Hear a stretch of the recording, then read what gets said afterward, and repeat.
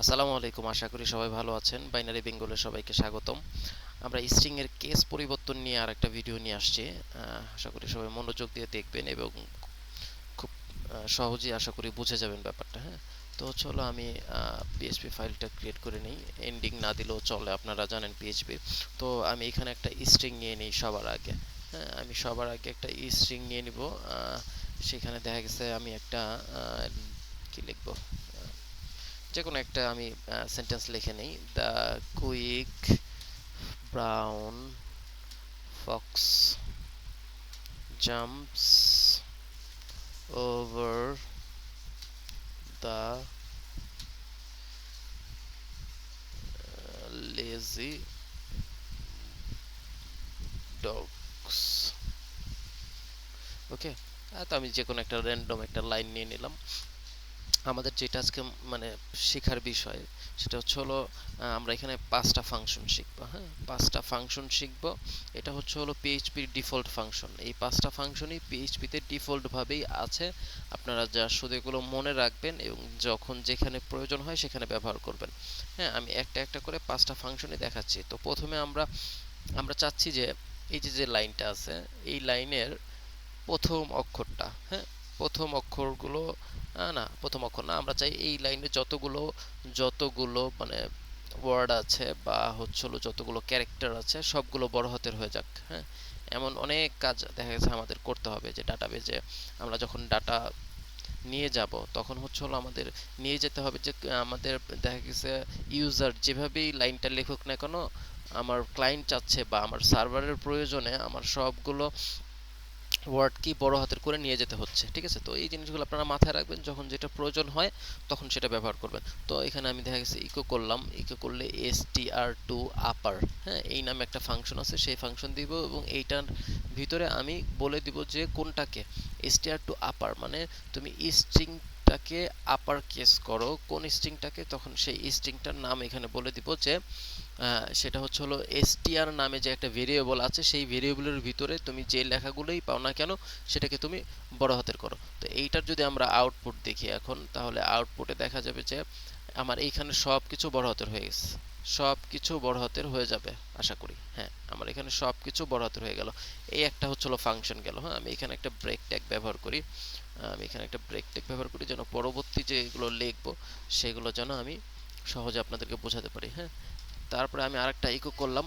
আরেকটা ইকো করে আমি এখানে লিখলাম যে এখন তো আমি সবগুলো বড় হাতের করেছিলাম। হ্যাঁ, সবকিছু বড় হাতের ছিল। এখানে দেখছি কিছু কিছু ওয়ার্ড এখানে দেখবেন যে এটা বড় হাতের আছে, এই এফ বড় হাতের আছে।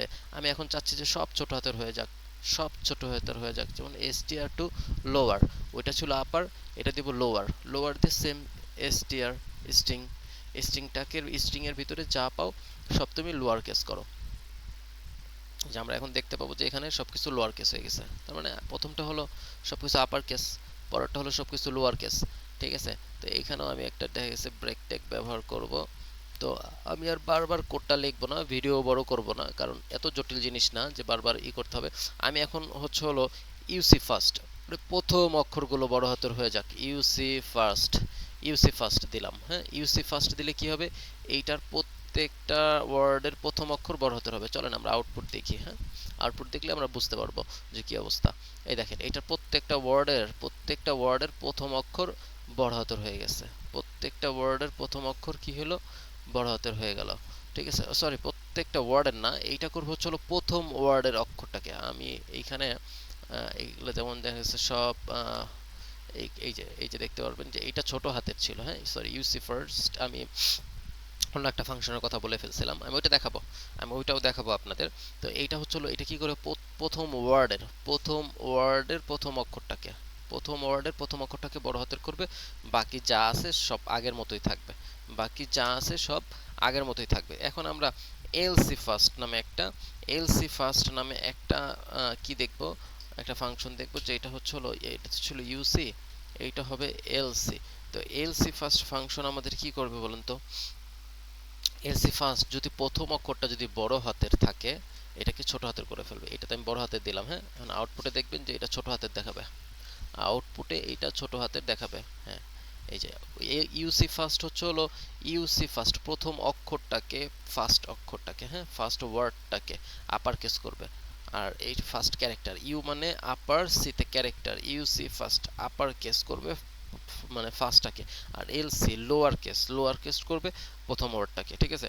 এখন যদি আমি ইউসি ওয়ার্ডস দেই, হ্যাঁ ইউসি ওয়ার্ডস, হ্যাঁ এটা ইউসি ফার্স্ট তো এই জন্য হচ্ছে হলো তখন আমি একটু মানে খেয়াল করি নাই। ইউসি ওয়ার্ডস দিই, ইউসি ওয়ার্ডস দিলে যেই কাজটার কথা বলছিলাম সেইটা হবে, ঠিক আছে। প্রত্যেকটা ওয়ার্ডকে সে বড় হাতের করে ফেলবে, প্রত্যেকটা ওয়ার্ডের প্রথম অক্ষরটাকে বড় হাতের করবে, বাকি সব ছোট হাতের করে ফেলবে, ঠিক আছে। তো এইটা হচ্ছে হলো একটু মনে রাখবেন, এইটা হলো ইউসি ওয়ার্ডস কি করবে, আপার কেস ওয়ার্ডকে, প্রত্যেকটা ওয়ার্ডকে, আর এইটা হলো ফার্স্টকে, ঠিক আছে। তো এই হচ্ছে হলো এই পাঁচটা ফাংশন, যেটা হচ্ছে হলো আপনাদের স্ট্রিংকে কেসে পরিবর্তন করার জন্য খুবই প্রয়োজন হবে, ঠিক আছে। দেখা হবে অন্য কোনো ভিডিওতে, বা অন্য কোনো ভিডিওতে আমরা অন্য কোনো কিছু নিয়ে আসবো।